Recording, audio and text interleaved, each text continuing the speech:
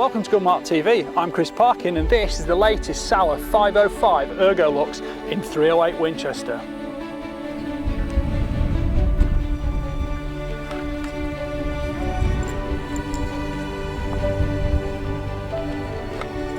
Overall weight for the walnut ErgoLux is 3,450 grams, which is 7.6 pounds.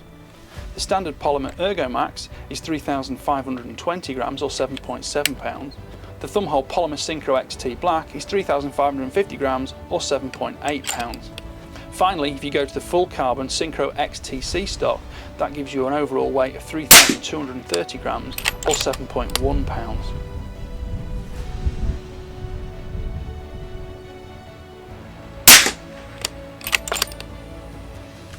Overall length for the standard 20-inch 51cm barrel rifle is 101.5 centimeters or 40 inches. If you move up to a 56cm barrel, that's 106.5 centimeters overall or 42 inches. The longest 62cm barrel would give you 112.5 centimeter overall length or 44 inches, and that's really for the bigger Magnum calibers with a lot more powder to burn at 24 inches long. Well, you've seen the rifle in use on target in the ErgoLux walnut stock. Now, I have also swapped over to the XT stock just to give you a bit of visual difference. This is the one I was using on a hunt recently in Germany, and of course this is the full synthetic with an adjustable cheek piece. The ErgoLux is definitely the one though for the lux element of the rifle, and it does handle beautifully, but I'll give you more about the full weights and measures in a moment. Many of you will have seen the Sauer 404 rifle in the past and think this isn't actually very much different, but it is actually fundamentally quite different when you look below the surface. And let's talk about some of the reasons why in detail. Starting out with the barrel, it's screw cut 15x1 for a moderator or break. This standard barrel, 510mm or 20 inches, is a 17mm diameter and it's fully free floating in the forend. The barrels are interchangeable, as are the bolts. We'll talk about that in a moment. You'll see in the forend we've got the Sauer adjustable key here, and if you press the button inside, that flips out and it gives us a 4mm Allen key, and this 4mm Allen key is the tool that really adjusts everything on the rifle. I'll pop that back in there because just for simplicity on camera I've actually put one separate that I can use. One of the most easily visible and most significant differences is that Sauer have swapped away from their own proprietary mounting system and used the Blaser saddle mounting system. These things are wonderful and do return to zero perfectly. You simply flick open the levers, spin them round, on off the scope comes, and that will fit exactly back in position, and it really is as easy and fast as this. Flip those back round, close them down, turn them round, close them down. Now this is actually for the eagle-eyed viewer a Blaser mount because the Sauer mounts hadn't come into stock yet, but they will be by the time this video goes live. You can see it's still got the turn screw adjusters on the side of the saddle mount. That's been replaced with a 4mm adjuster, which is operable with the Allen key, the Sauer tool, etc. So that does make life simple. Once you've set it up for your rifle, you don't need to touch those at all. All you need to do to take them on and off as seen is flip those open, off it comes, back it goes on, back in position, and that is 100% return to zero. I have tested this, so you can see how quick and easy it is to use. This one happens to be seen with a rail mount scope, but that will be available rail mount or with normal 30mm rings too.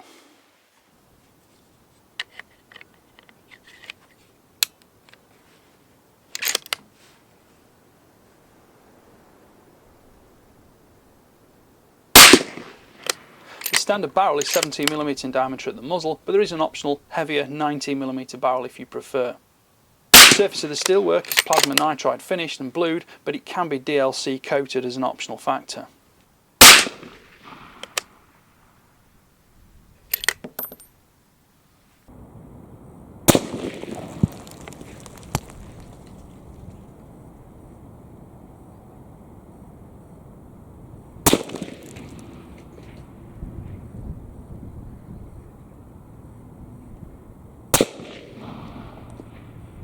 Now just for ease of visibility, I'm actually going to flip this off so you can see what I'm up to with the rifle a little bit more clearly. One of the biggest changes is the bolt.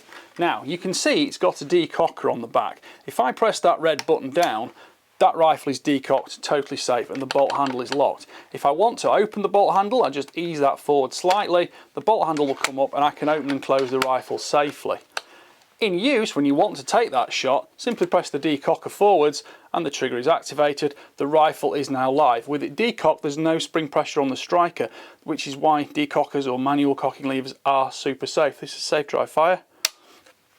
And of course, you don't need to adjust anything. Once you fire the rifle, it's automatically recocked anyway. If I want to decock it, press the red button down, allow the slider to fall, and that is super lightweight, it's quiet, and it's totally intuitive, because by naturally pressing that red button, you are naturally preloading a little bit of pressure on the button so it doesn't click back. I mean, if you were to deliberately do it like that even, it would still come back on your thumb, so you're not going to make an irritating click which might disturb quarry. The bolt release lever is just on the side of the trigger guard here, so if I take this bolt out, I'll show you in a bit more detail. The bolt is now one piece of steel. It used to have an interchangeable bolt heads, but it doesn't have that now. If you do want to change significantly, you do need a second bolt. The advantage of going to a one-piece bolt is that Sauer have addressed how smoothly the bolt can travel, and it's also helped them keep an eye on the pricing structure of construction, because not everybody needs a switch bolt head rifle. For example, this in a 308 bolt face will run a 243, it will run a 308, it will run any Creedmoor, it will run some of the longer cartridges like a 9362 or a 3006. So you do get a lot of versatility from a single bolt head if you choose carefully. The bolt has 6 locking lugs which lock directly into the barrel, and you've got a short handle here, so you get fast, smooth operation. And when I say you get fast, smooth operation, I would go as far as to say this bolt is almost impossible to even deliberately jam. If I just slam it forward, it slides so smoothly, and it won't jam, it just will not lock up.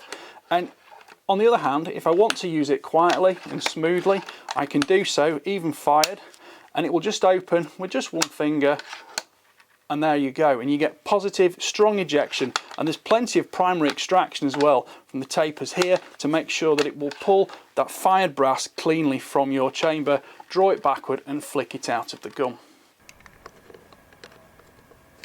It's notable to mention that the external profiles and shapes of both the carbon, polymer and walnut stocks are impeccably finished to fit precisely onto the side walls of the receiver, so that when you do lock them in position, there is no wobble, no rattle, nothing whatsoever. The walnut stock shows beautiful checkering both on the forend and at the grip. Of course, a walnut stock is always going to polarise opinion as to whether you want the rifle for looks or arduous treatment and tough nature. I personally do like the Polymer XTC stock, but I can't deny that this walnut ErgoLux does look absolutely stunning.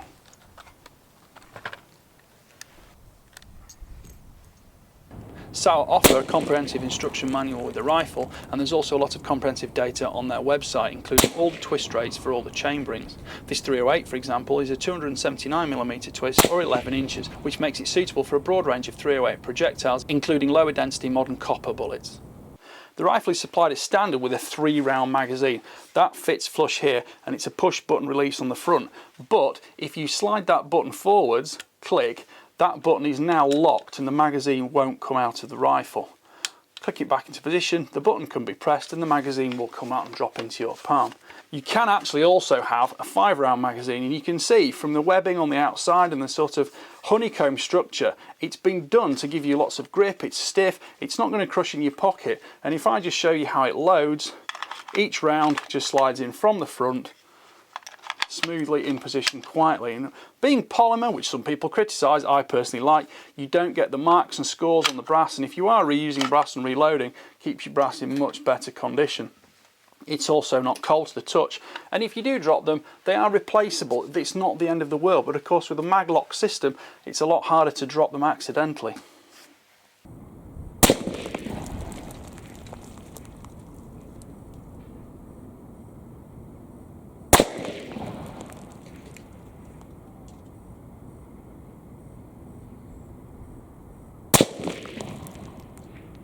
Now, the Sauer Quattro trigger is very smooth and gives you a totally crisp release. It is adjustable, and I'll show you that in a moment, but there are 4 weight settings from 350, 750, 1000 or 1250 grams pull weight. I personally like it a little bit heavier. It's a hunting rifle, maybe wearing it with gloves, but it is totally crisp and gives you a very clean, predictable break. I found the rifle extremely easy to shoot. You can also see the release catch there for the bolt on the side. The trigger is now non-adjustable. You can't move the trigger backwards and forwards in terms of its position, but when I take the stock off in a moment, you'll see some more of the hidden detail.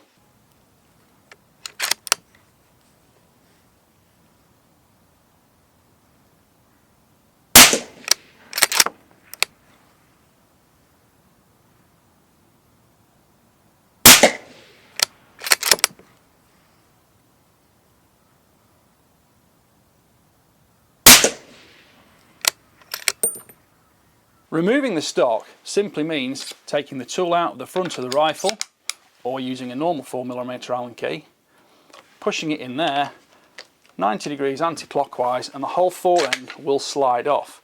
Now you can replace the rifle, or you can have multiple fore ends, multiple stock types, and you can see how easy it is to change the stock if you need to. Now, because the action and barrel are totally unhindered by the stock, you don't lose zero. So I can take that rifle which I shot yesterday, zeroed in the wooden stock, swap over to the XT stock, and it's absolutely fine.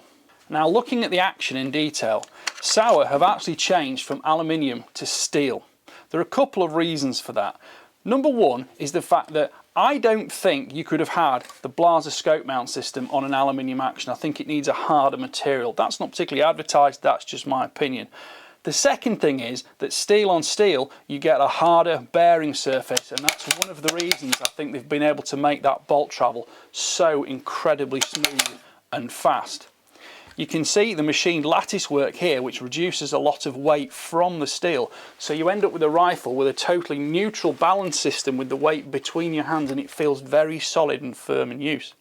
Here you can see the 5-round magazine. I'll just pop that back in there, and again the locking system, push it forward, that's completely locked. I can't press the button, click it back, press the button, and the magazine comes out. I personally prefer the 5-round magazine because there's a little bit more to get hold of, but it's each to their own depending on how you want to use the rifle. And again, I hunted with it in this larger Polymer thumbhole XT stock format, which is my personal preference.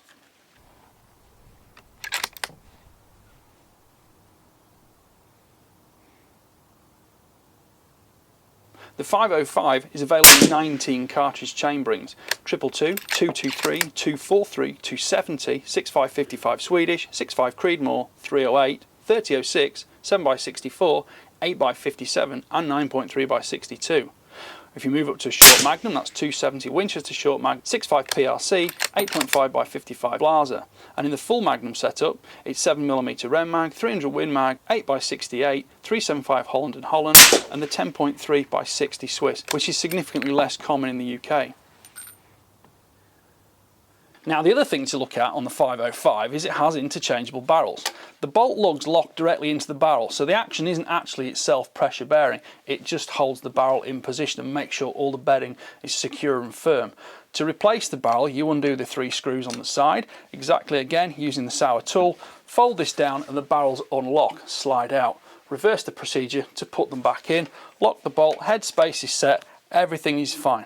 Now, the barrels are interchangeable and the bolts are too, but you do have to remember that if you were to go for a totally different cartridge head diameter, for example not a 308, you might say go for a 223 all the way up to a 300 Win mag or 375 Holland belted Magnum, and if you had the 308 somewhere in the middle on the way, that would be 3 bolts and 3 barrels. But I don't think that's an insurmountable problem, and it's a fact of life if you do want a multi-caliber rifle.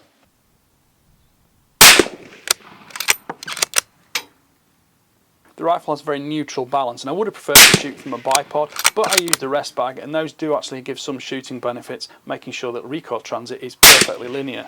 The rifle was soft to shoot, the walnut stock particularly has extremely good sound dampening characteristics, and recoil is well absorbed. The recoil pad grips into your shoulder, and there is no transferred resonance into your cheekbone at all.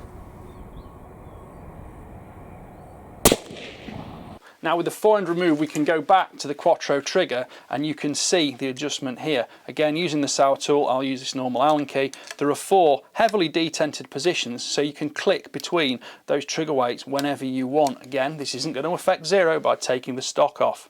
If you wanted a super light trigger and a varmint cartridge, go down to the 350 gram setting. That's not a problem at all. But if you were hunting a heavy cartridge with cold hands and with gloves on, you might go up to setting 4. And because of these detents and complete returnability, you get a strong click to know exactly where you are. And it's marked stage 1, 2, 3 and 4. So you know exactly that you've returned to the setting you preferred for that environment before. You might also want to have different stocks for those environments. You might want to have your timber stock, the ErgoLux, for those bespoke driven hunting days, but when you're stalking in Scotland you might want to go for the XT and Polymer because it's tougher, more durable, and it's not going to worry you too much if you scratch it a little bit on a stone or a rock. The rear sling stud on some models also represents that 4mm Allen key, so it gives you a second tool for changing all those settings. These lock solidly in position, and of course with your sling mounted on it, it's got the usual carrying system, sling swivel at the front, sling swivel at the rear. You can also add types of bipod to that front mounted sling swivel as well. Just to show you the difference in stocks, the XT stock has the Allen key here. Simply loosen that off, which is a little bit easier and faster with the ball ended Allen key here, but that will simply come off the back of the rifle, unclip like that, and if I want to put the walnut stock back on, that slides on there. It's a slightly different fitting because the screw is quite long and goes all the way through, so you do need to just fish around slightly in there, tighten that up, feel it go into position, tension it, and that is now super solid with no loss of zero. Similarly, the fore end to swap to the ErgoLux, I just lock it back in position, squeeze it into place, and then go in and turn the Allen key through 90 degrees, and that is totally locked. And now you've got the rifle back in the format which I was shooting it yesterday. I'll put the scope back on, and I'm confident that whichever stock I use, that rifle is zeroed precisely at 100 meters. While the XT stock's off, I'll just discuss it slightly. This is personally my favourite in terms of the absolute ambidextrous nature of it. You can shoot it from either shoulder, but it's also got the adjustable cheek piece system. So if I put my Sauer tool in the back or an Allen key, that slackens off and I can just lift that to where I want it and lock him back in position. So I've now got that perfect cheek alignment, which is especially beneficial for the high magnification scopes when you want to attain that full vignette free sight picture immediately, making critical, more precise shots. Length of pull is 14¼ inches or 362mm on any of the 3 stock variants. If you do go for the adjustable cheek piece on the Synchro XT or XTC stocks, the cheek piece will lift up to 6 centimeters above its base position. This makes it ideal for use low down with red dot sights or higher up for large objective stalking scopes, night vision or low light specialty optics.